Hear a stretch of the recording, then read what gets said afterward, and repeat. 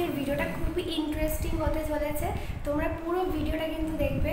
আর তোমাদের মনে প্রশ্ন জাগতেই পারে যে এতদিন আমি ব্লগ ছাড়িনি কেন। তার কারণ হচ্ছে আমি খুবই ব্যস্ততার মধ্যে কাটিয়েছি এই কদিন। আমার এক্সাম ছিল আর কালকে এক্সাম শেষ হয়েছে। এক্সাম শেষ হওয়ার পরেই রাত্রিবেলা আমি বাসে করে আসলাম। আর কালকে রাত্রিরে আমি ব্লগ বানাতে পারিনি কারণ খুবই টায়ার্ড ছিলাম।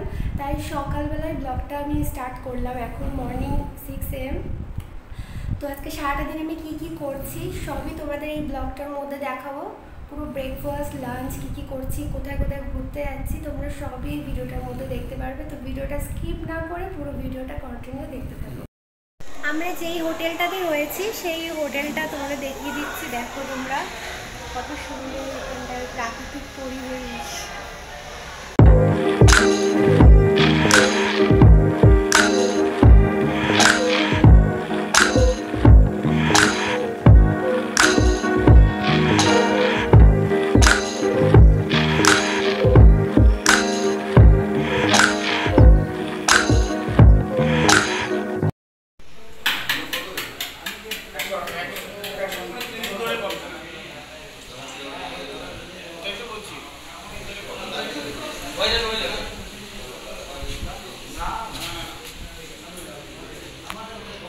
ব্রেকফাস্টে আলু তরকারি আর ডিম সেদ্ধ ছিল। তারপর লুচির জন্য ওয়েট করতে করতে ফাইনালি লুচি চলেও আসলো। আর ব্রেকফাস্ট কমপ্লিট করার পর সাইট সিন দেখার জন্য আমরা বেরিয়ে পড়লাম।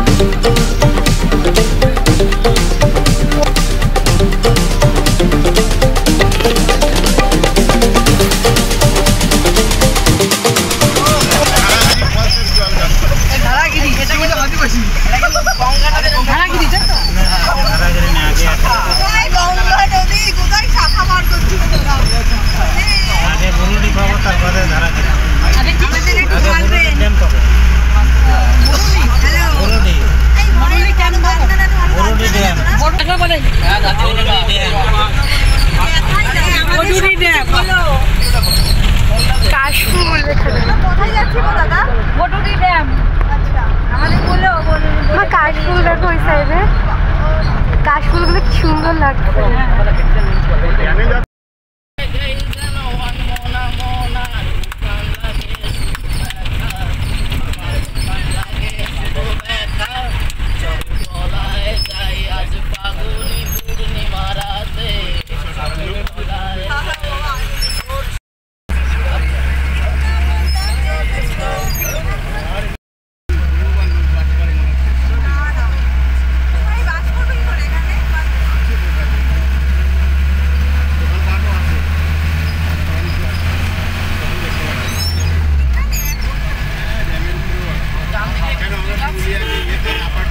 আমরা এখন ধারাগিরিতে আছি। কেমন লাগছে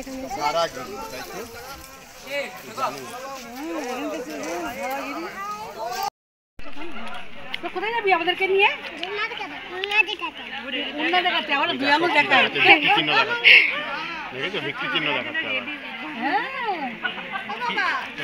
এটা কি ঝর্ণা না নন্না? কোনটা নন্না? ঝর্ণা উচ্চারণ করতে পারে না। নন্না তুই চিনিস? নন্না জায়গাটার নাম কি? ঝর্ণার জায়গাটার নাম কি? ধালাগিরি। বলে বাবারে, তোরা সব জানিস? তো আমাকে ধালাগিরিতে যাবো তোদেরকে নিয়ে? তোদের গাড়ি করে আমাদের বাড়িতে নিয়ে যাবো। যাবি কেন? যাবি না কেন?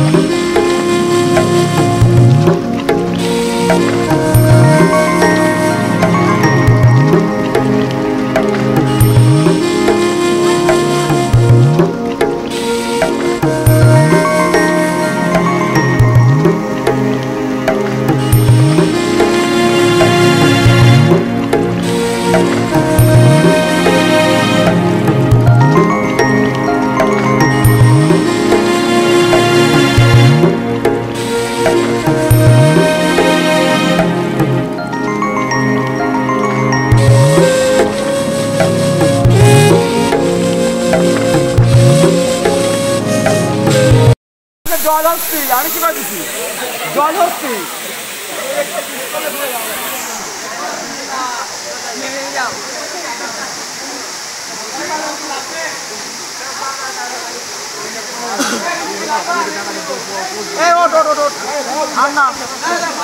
আচ্ছা সবাই বেরোতে হবে এখনো 13টা বাকি বেরো। সাইট সিন ঘুরে আসার পর দুপুরে লাঞ্চটা করে নিলাম। লাঞ্চের মেনুতে ছিল ডাল, ভাত, বেগুনি, গলদা চিংড়ি, মালাইকারি, মটন কষা, চাটনি, পাঁপড়।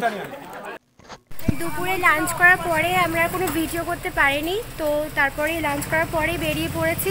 এখন বিভূতিভূষণের বাড়িতে রয়েছি আমরা। বিভূতিভূষণের বাড়িতে কী কী ক্যাপচার করলাম সেগুলো তোমাদের এই ব্লগের মধ্যে দেখিয়ে দেবো। আর এখন গাড়িতে উঠবো, এখনও অনেক জায়গা ঘোরা বাকি আছে, তো সবই তোমরা এই ব্লগটার মধ্যে দেখতে পারবে। এই হলো বিভূতিভূষণের বাড়ি। এই বাড়িতেই তিনি শেষ বয়সে ছিলেন। ওনার বাড়িতে প্রবেশ করার পরেই দেখলাম দেওয়ালে খুব সুন্দর সুন্দর চিত্র অঙ্কন করা। তারপরেই দেখতে পেলাম ওনার পোশাক পরিচ্ছদ খুবই যত্ন করে সাজানো আছে। চোখ ফেরাতেই দেখতে পেলাম ওনার লেখা বিভিন্ন ছোট গল্প ও উপন্যাসের বই সযত্নে রাখা আছে।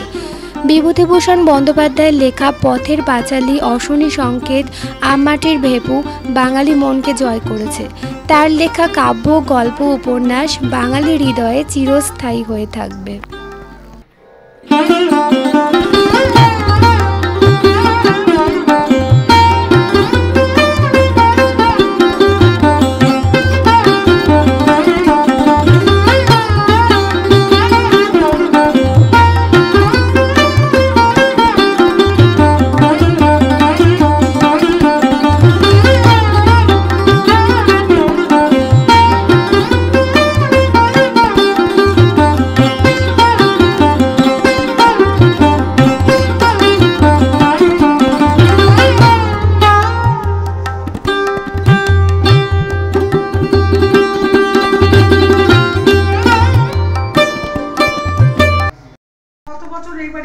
বিভূতিভূষণ 20 বছর ছিলেন।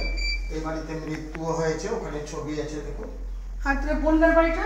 বোন বাড়ি এমনি পড়ে আছে, এই অবস্থায় পড়ে আছে। পুরো বাড়ি ছিল তো? হ্যাঁ, ওখানে আর এটা হচ্ছে ওনার বসত ভিটে। এখানেই তো চাঁদের পাহাড়, আরণ্য, দেবযান, রঙ্গলির খড়গ, অশনি সংকেত সব লিখেছেন এখানে। এই বাড়িতে দেওয়া রেখেছেন, ছবি আছে দেখুন। ভিডিও করবেন না, খালি স্টিল ছবি নেবেন। আর এখানে একটু সই করে লিখবেন, একটু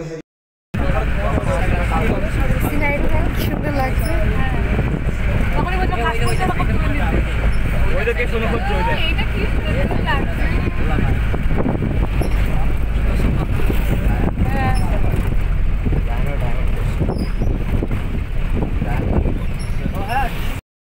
এখন আমরা সুবর্ণরেখা নদীর কাছে চলে এসেছি। সুবর্ণরেখা নদীর স্রোত দেখো। ও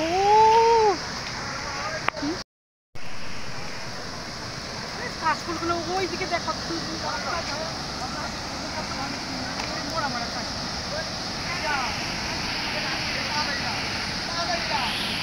ওরা মনে হয় আর কেউ আসতে পারেনি এখনো, তাই না?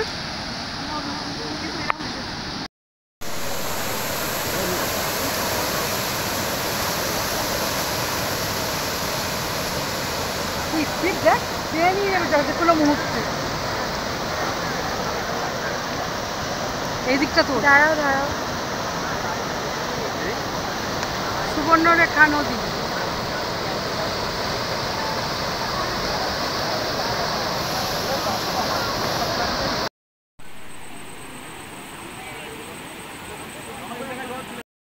সাইট সিন ঘুরে এখন রুমে এলাম, তো এখন আমার প্রোগ্রাম হবে, তো সেখানে যাব, সেখানে গিয়ে দেখা হচ্ছে।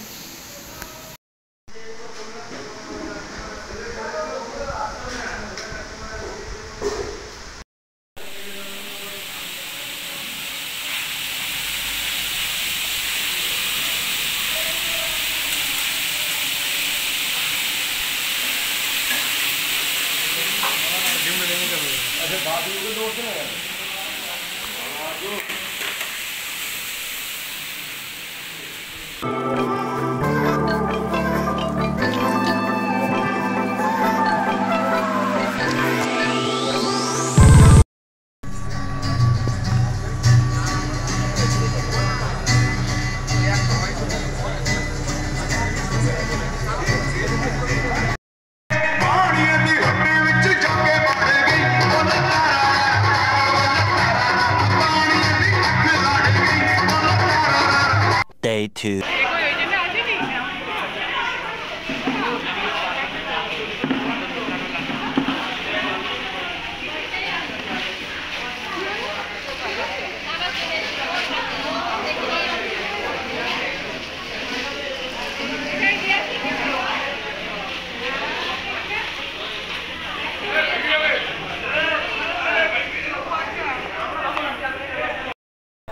এখানে এসে মা আবার শাড়ি দেখতে শুরু করে দিয়েছে।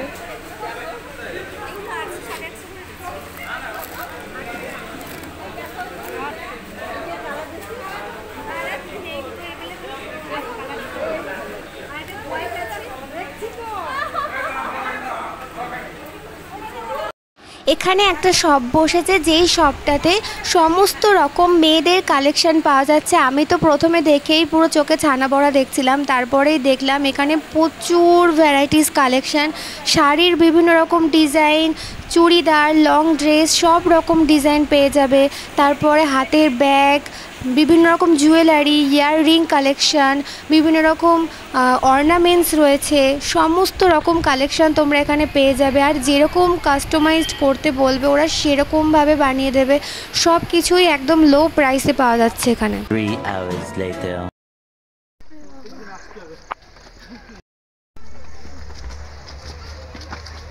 পায়ের হাঁটু ব্যথা হয়ে গেছে।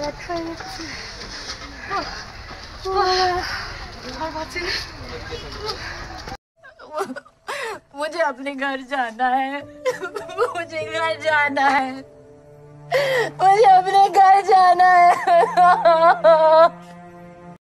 এই এতগুলো সিঁড়ি ভেঙে লেলি কুত্তার মতো হাঁপাতে হাঁপাতে ওপরে আসলাম এই ড্যাম দেখার জন্য। যতগুলো সিঁড়ি আছে ওখানে, তাতে আমার মনে হয় যে একেবারে স্বর্গেই চলে যাওয়া যাবে।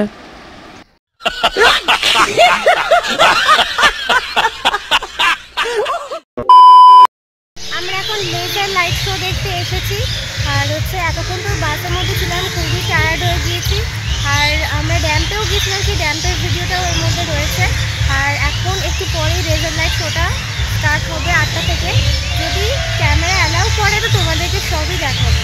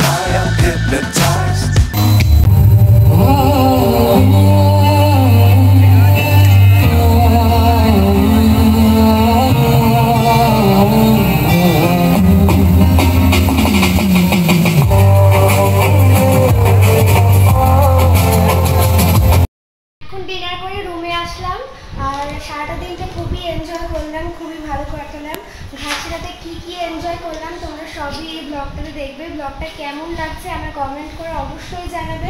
আর একটু পরেই বাস ছাড়বে, আর এখন তো রাতে 11টা বাজে, এখনই বাস ছাড়বে। আর খুবই টায়ার্ড হয়ে গেছে এখন আমরা, আর এক্ষুনি বাড়িতে যাব। তো ভিডিওটা বেশি বড় করলাম না, কারণ আমি খুবই টায়ার্ড হয়ে গেছি। আর ভিডিওটা ভালো লাগলে please like, subscribe, comments and share করে দিও। টাটা।